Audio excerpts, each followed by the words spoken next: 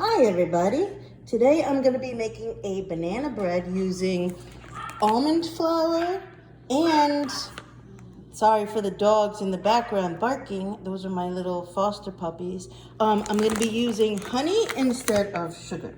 I did this recipe once before and it came out pretty good, so I'm going to try it again today. So for my ingredients, you need 3 bananas that are, browned and ready to be mushed up. I have 3 eggs, vanilla extract. You'll need 2 tablespoons of honey. I don't think that's enough, but I have a backup one. 2 cups of almond flour, and actually if you buy this brand, which is the best, it actually comes in a bag of 2 cups, so you don't have to measure it. One less thing to do. And then I'll swing over here for, you'll also need baking soda, ground cinnamon, and kosher salt.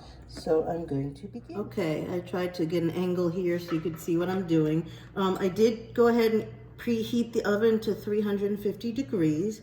I peeled my mushy bananas. I got them in here. I got my 2 tablespoons of honey and 1 tablespoon of vanilla. I also cracked 2 of the 3 eggs that are gonna go in. So you wanna start with all the wet ingredients first. And I'm going to be using my hand mixer. I mean, you can by all means probably use a whisk. It'd be a nice workout, but I'm doing it the easy way. So I'm gonna go ahead and mix this all up. So here we go. Now if your bananas are the right consistency, this should mush pretty well. Because you do want it nice and wet because we are adding a lot of dry ingredients after, especially with the flour. Although almond flour is not entirely dry like regular flour because it is made from almonds, so there's a bit of moisture to it actually, which is nice, but it is a more gritty texture. So definitely mixing this up as much as you can before you add the flour with the grittiness will help once you add the flour to be able to incorporate it better. Alright, let me finish this. Okay, I have my wet ingredients pretty well incorporated. Now it's time to add the almond flour, and you're going to want to do it in increments. So you put a little bit at a time, mix it up, a little bit here, mix it up, just like that until it's well incorporated. After that's incorporated, you're going to want to add 1 tablespoon of cinnamon, 1/4 teaspoon of the kosher salt, and last but not least, 1 teaspoon of baking soda. You're gonna mix it all up so it looks like this. Way to test the batter to make sure that it tastes good, and that is to give your child one of these. All right, we're testing for flavor. There are raw eggs in it, so of course you don't want them to have too much, but a little bit can't hurt. Yes? This is good. Do I need anything else in it? No. Is there enough cinnamon? Yeah. Is there enough vanilla? Yeah? Is there enough honey?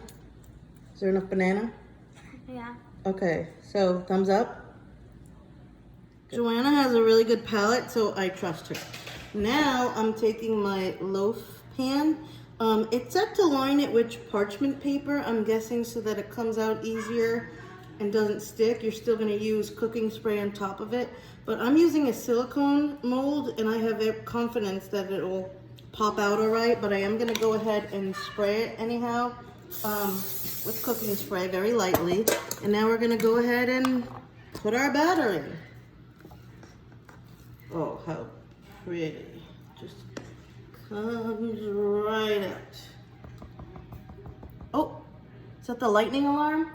We live close by to a school, so whenever lightning is in the vicinity, their lightning alarm goes off, and it's kind of nice because if we're in the pool and it goes off, I can tell the kids, all right, lightning alarm's going off, kids, we gotta get out.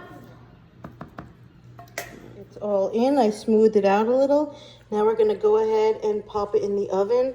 Hopefully our power won't go out again because we just had a power surge and then my oven shut off. That really stinks. All right, it's at 350, so the recipe says to bake it for 40 to 50 minutes, so of course I'm gonna set it for 45 minutes and then check on it. Pray my oven doesn't shut off. Okay, it's been 45 minutes and I think we're looking good. So I'm taking it out of the oven now and we're gonna let it cool before we can cut it. It has cooled. So what I'm gonna wanna do is take it out of the loaf pan to cut, because you're gonna cut your loaf pan if you cut it in the loaf pan. Right, my hands are clean. I just have to show you this because I'm not using anything to get this out of this loaf pan. I just wanna show you how easy it just pops out. Oh my God. Now, of course, you can't do this if it's piping hot because then you'll burn yourself. But look at that. Oh my God, that's because I use this silicone baking thing, which I totally recommend. Now we're gonna cut it, okay?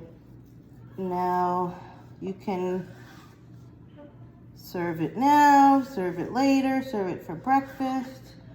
I'm going to give John a piece to try now because he's been dying for some.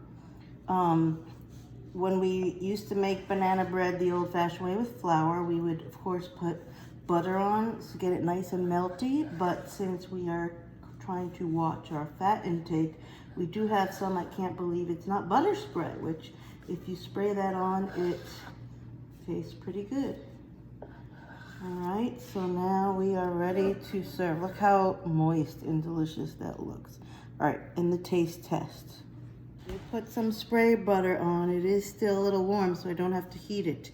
You're gonna wanna store it in your fridge though, because it is a perishable, and then you can serve it either cold or heat it up like we like. All right, let's see how John likes it. Ready to try it, sweetheart?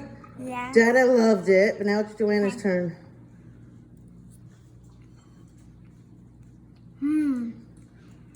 Yeah. Good. Great. Mmm. You didn't even have any.